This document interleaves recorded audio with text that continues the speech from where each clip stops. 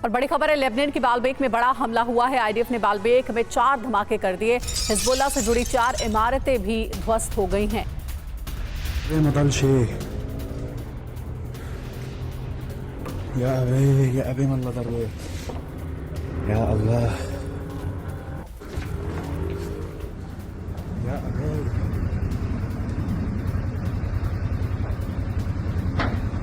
Trump की जीत के बाद से ईरान में हलचल बढ़ गई है। खामेनेई ने ईरानी प्रॉक्सी और आईआरजीसी कमांडर्स के साथ मीटिंग की है, जिसमें तय हुआ है कि अब अमेरिका और इजरायल को अरब में कैसे रोका जाए। इसके लिए खामेनेई ने नया ब्लूप्रिंट भी तैयार कर लिया है और ईरानी प्रॉक्सी इजरायल और अमेरिकी सैन्य ठिकानों पर हमला करेंगे।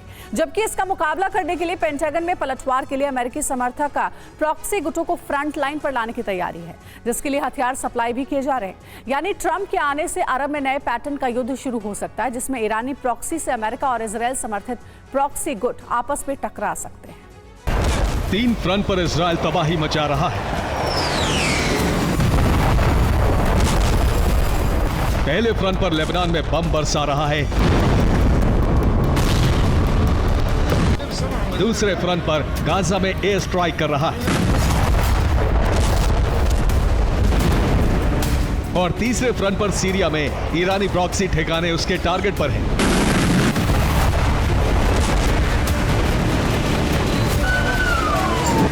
लेकिन इतना काफी नहीं है। बेंजामिन नेतन्याहू के सामने चैलेंज है कि वो न सिर्फ ईरान को बैकफुट पर ढकेलें, बल्कि उसके समर्थित संगठनों को भी नेस्तनाबूद करें।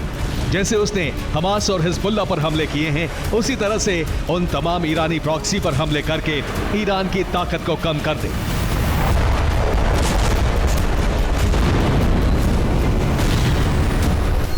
अब अरब में ईरानी प्रॉक्सी से इजरायल अमेरिका के प्रॉक्सी युद्ध लड़ेंगे। इजरायल ने अपने प्रॉक्सी को मजबूत करना शुरू कर दिया है। अमेरिका भी कई प्रॉक्सी संगठनों को ईरान के खिलाफ तैयार करने में जुट गया है और ये उसी तैयारी का सबूत है जब अमेरिका सीरिया में अपने समर्थित गुट पीकेके को हथियार पहुंचा रहा है। दावा किया जा रहा है कि कार्गो प्लेन से पेंटागन ने सीरिया एयरपोर्ट पर हथियार भेजे, जिन्हें 12 ट्रकों में भरकर पीकेके के सैन्य ठिकानों पर पहुंचाया गया। यानी अरब में अब नए पैटर्न का युद्ध शुरू होने वाला है, जिसमें प्रॉक्सी गुट आपस में ही भिड़ेंगे। ईरान इस्लामिक देशों को भड़काकर इजरायल के खिलाफ एक बड़े युद्ध की तैयारी में है।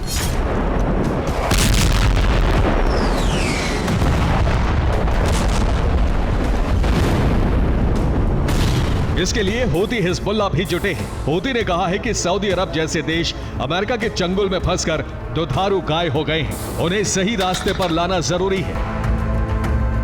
यानी ईरान अब इस युद्ध को धर्म युद्ध में बदलना चाहता है, जबकि ट्रंप की जीत के बाद से इजरायल के हौसले बुलंद हैं, क्योंकि डोनाल्ड ट्रंप ने इजरायल की सुरक्षा का भरोसा जताया है।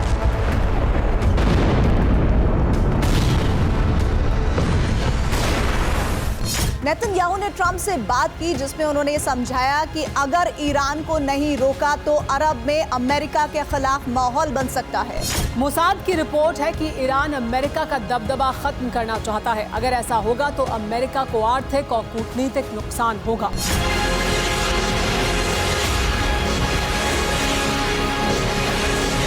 हूती और ईरानी प्रॉक्सी की इन कोशिशों ने अमेरिका को डरा दिया है। इसलिए अमेरिका और इजरायल अपने समर्थन वाले प्रॉक्सी संगठनों को मजबूत करने में जुट गए हैं। पेंटागन और मोसाद ने मिलकर एक लिस्ट तैयार की है, जिसमें जो नाम है वो सुन लीजिए। ईरान के अलग अलग इलाकों में कई विद्रोही गुट सक्रिय हैं। इनमें पहला है MEK। इसे People's Mujahedin Organization of Iran के नाम से भी जाना जाता है। 1979 की क्रांति में MEK संगठन IRGC के साथ था। IRGC से मतभेद के बाद 1980 की जंग में इसने इराक का साथ दिया। साल 2000 में ऑपरेशन बहमन के तहत इसने ईरानी सुप्रीम लीडर के दफ्तर पर मोर्टार हमला किया था। दूसरा गुट है PDKI, जिसे the democratic party of Iranian Kurdistan कहा जाता है। ये ईरानी सत्ता के खिलाफ हथियार उठाने वाला कुर्दिश गुट है। तीसरा गुट है PJAK, जिसे कुर्दिस्तान की लाइफ पार्टी कहा जाता है। कुर्दिस्तान और करमेन शाह में यह गुट सरकारी संस्थानों पर हमले करता रहता है। चौथा गुट है जैश अल अदल। ये बलोच गुट 2012 में शुरू हुआ था। बलोच विद्रोहियों का सबसे बड़ा गुट फिलहाल यही है। इस गुट का मुखिया अब्दुल मलिक मुल्ला जादेह है। पांचवा गुट है अहबाजी अरब ग्रुप। ये गुट खुजेस्तान प्रांत को ईरान से आजाद कराना चाहता है। छठा गुट है ASMLA। ये ईरान में अरबिस्तान की स्थापना के लिए हथियार उठाने वाला गुट है। जबकि इसके अलावा PKK यानी कुर्दिस्तान वर्कर्स पार्टी जो साउथ ईस्ट तुर्की और उत्तरी इराक में सक्रिय है। इसमें अभी 4000 से ज्यादा लड़ाके हैं जो गुरिल्ला युद्ध में माहिर हैं। इस ग्रुप को अमेरिका हथियार और रसद देता आया है। अब ईरान और दूसरे प्रॉक्सी संगठनों के खिलाफ PKK के लड़ाके युद्ध में उतर सकते हैं। अमेरिका ने जो प्लान तैयार किया है उसमें सीरिया में मौजूद ईरानी प्रॉक्सी ठिकानों पर हमला किया जाएगा, जिसमें सबसे पहले टारगेट पर इमाम हुसैन बेस है, जहां करीब 3000 प्रॉक्सी लड़ाके मौजूद हैं। सीरिया में टारगेट नंबर 2 दमिश्क के बेस, जहां ईरानी प्रॉक्सी संगठन के 1000 लड़ाके हैं। इसी तरह अलेप्पो कमांड सेंटर में 5000 लड़ाके हैं, जहां अमेरिका समर्थित प्रॉक्सी संगठन हमला कर सकते हैं।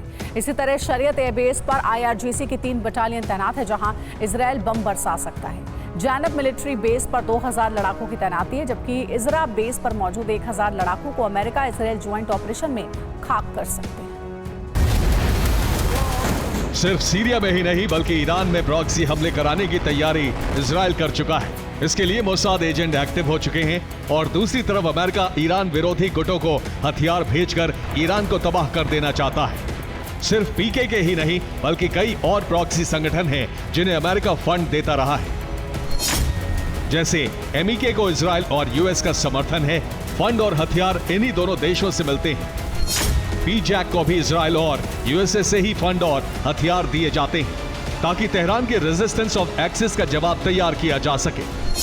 बलोच गुट जैश अल अदल को ईरान में सक्रिय रहने के लिए पाकिस्तान का समर्थन मिलता है।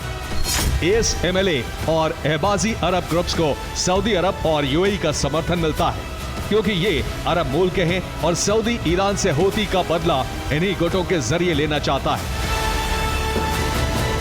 जबकि ईरान ने सारे प्रॉक्सी गुटों को एकजुट होने के लिए कहा है। IRGC और प्रॉक्सी संगठनों के कमांडर्स की मीटिंग में फैसला लिया गया कि इसकी कमान कताइब हिजबुल्लाह को सौंपी जाएगी, जो सीरिया, इराक से लेकर लेबनान और यमन तक में इजराइल के खिलाफ हमलों को कमांड देगा। साथ ही ईरान अरब देशों को ब्रदरहुड के नाम पर एकजुट करके इजराइल की घेराबंदी करना चाहता है, जिससे इजराइल और अमेरिका के खिलाफ नफरत पैदा करके अरब स्प्रिंग जैसा माहौल तैयार किया जा सके।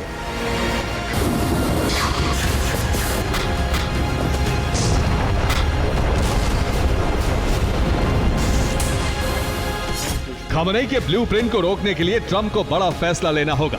साथ ही ईरान विरोधी प्रॉक्सी गुटों को एक्टिव करना होगा। ऐसे में अमेरिका पर आर्थिक बोझ बढ़ना तय है, जबकि वो पिछले साल 7 अक्टूबर से अब तक इजराइल की सुरक्षा के लिए 42,000 करोड़ खर्च कर चुका है, जिसमें से करीब 20,000 करोड़ उसने लाल सागर में हूती को रोकने में खर्च कर डाले हैं।